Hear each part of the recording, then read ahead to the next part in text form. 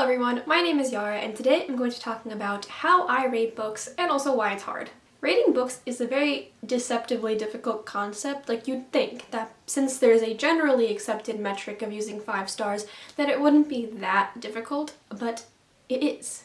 And I think the very concept of the fact that these types of videos are popular and are a thing just further indicates that rating books is not consistent between people. Like, everyone has their own different way of what they think goes into a 5-star read or a 4-star, 3-star, 2-star, 1-star. And so it's really hard to take a number rating at face value unless you know that reviewer and what kinds of books they've rated previously. So I started rating books seriously in quotations, around 2015.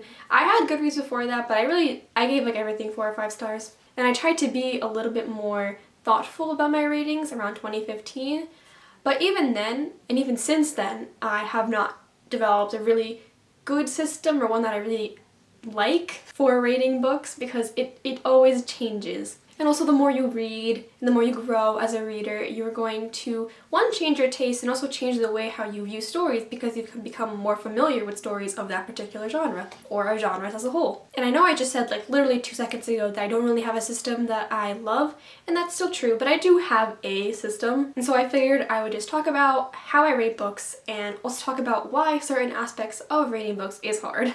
So the first thing I'll say is that I rate on enjoyment. So recently there has been a discourse around critical versus non-critical readers and how some people look at more, I guess, objective elements of stories as opposed to the entertainment value.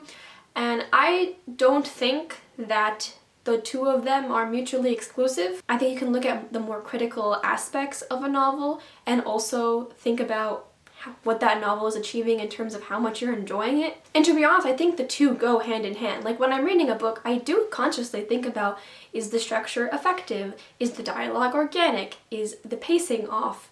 All these things affect your enjoyment, especially if you're noticing it, because sometimes nothing is fundamentally wrong with a book, but it's just either not for me or it didn't grasp me that much. And so it's unfair to say I hated it. At the same time, there are books that may have some flaws, but I really enjoyed. And so it's just finding a balance between the two. I'm not gonna lie that it kind of irks me when people say something is objectively this or that when it is something that's a matter of taste. So I just try to be conscious of what is what and take that into account. Speaking of taking things into account, I try to take the context of the book into account. Probably the most apparent thing is the genre of the book. Like, I'm not going to approach a fantasy in the same way I approach a contemporary book. That's just not fair to either of them. Or even within a genre, like fluffy contemporary versus hard-hitting contemporary, I don't think it's fair to really look at them in the same way because you have to consider what they're trying to achieve. And you can make the whole death of the author argument, but I just think it's unfair to fault someone or a book for not doing something if that was clearly not its intention. And what I mean by that, I'm not going to fault a fluffy contemporary novel for not changing my worldview as opposed to something that is trying to be hard-hitting and do something impactful. And honestly, trying to take things into account makes things a lot more difficult when you would try to ascribe a number to them. Which brings me into the 5-star system, which is something that I do use. And I know, it's clearly the source of all of my contempt and frustration, but I can't frickin' leave it because it's so standardized.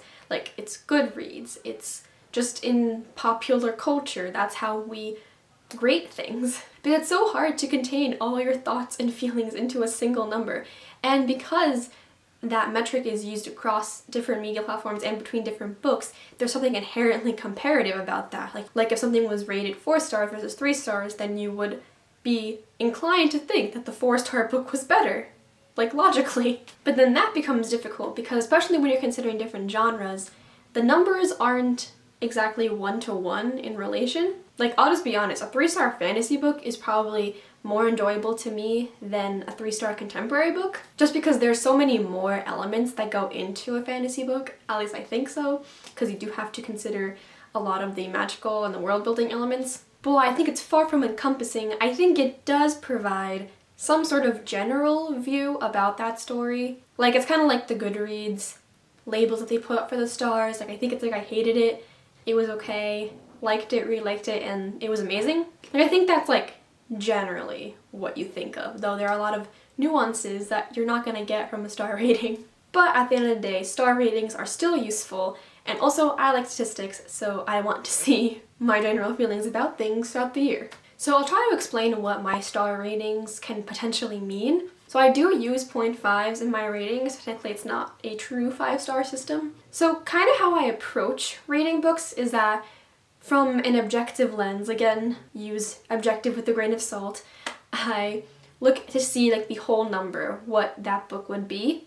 And depending on if there was something that suited my tastes or something that didn't suit my tastes, I would add or subtract 0.5. Again, this is not always the case, but I think pretty generally that's how I go about it. So regarding 1 or 1.5, I rarely give out these ratings. I've never given a 1.5 star rating. 1 stars I usually reserve for books that I find genuinely problematic and harmful, and also maybe just like bad books, like in terms of like grammar or like typos or something, or like just it's ridiculous, like how was this published? That sounds mean.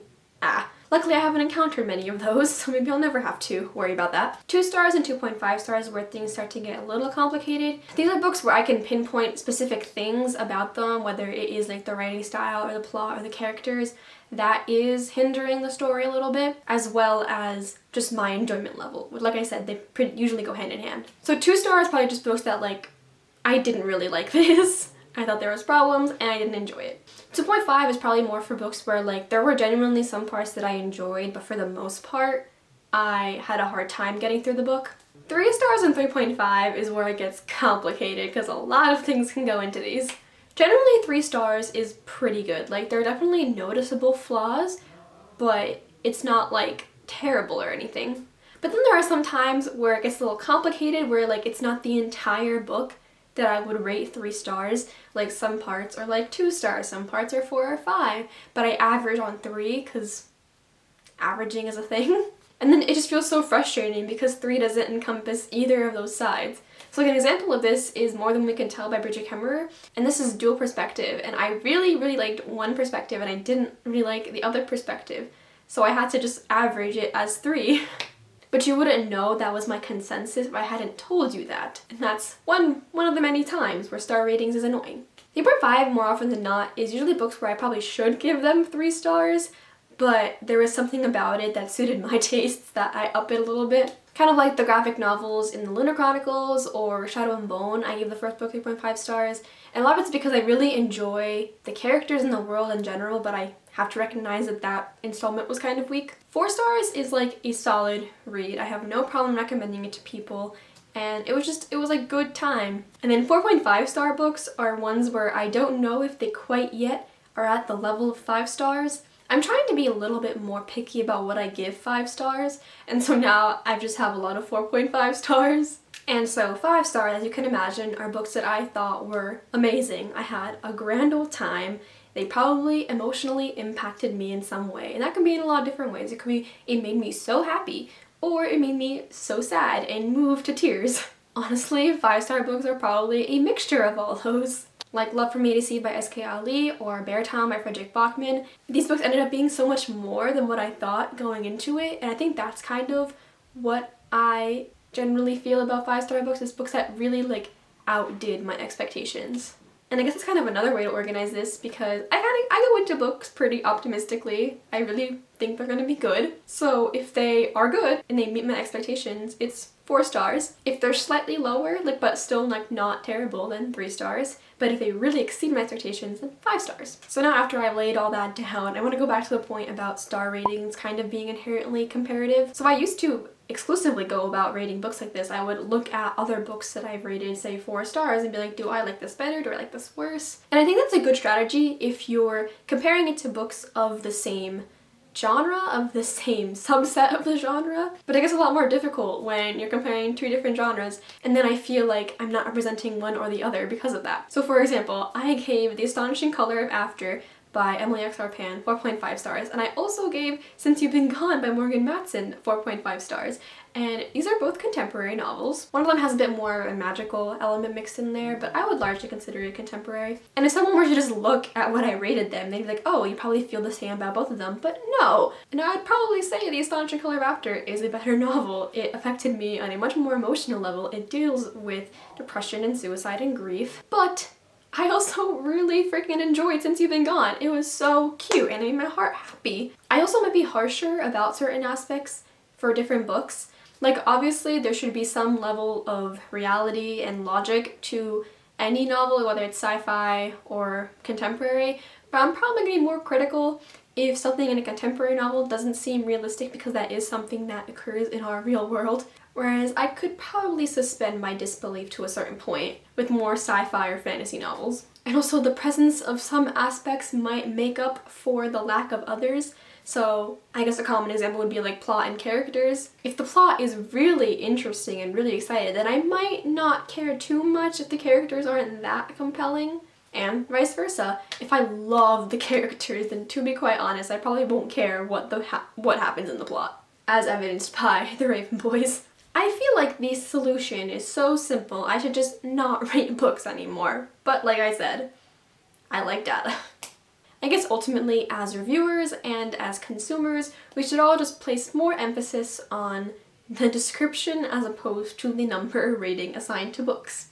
Anyway, I'm really curious to see what you think of how I rate books. I feel like I didn't say much in this video, even though I said a lot. Especially if you have a rating system of your own, I'd love to hear it. Also tell me if you also find rating systems annoying and hard, but can't leave them. Anyways, thank you so much for watching, and I'll see you later. Bye!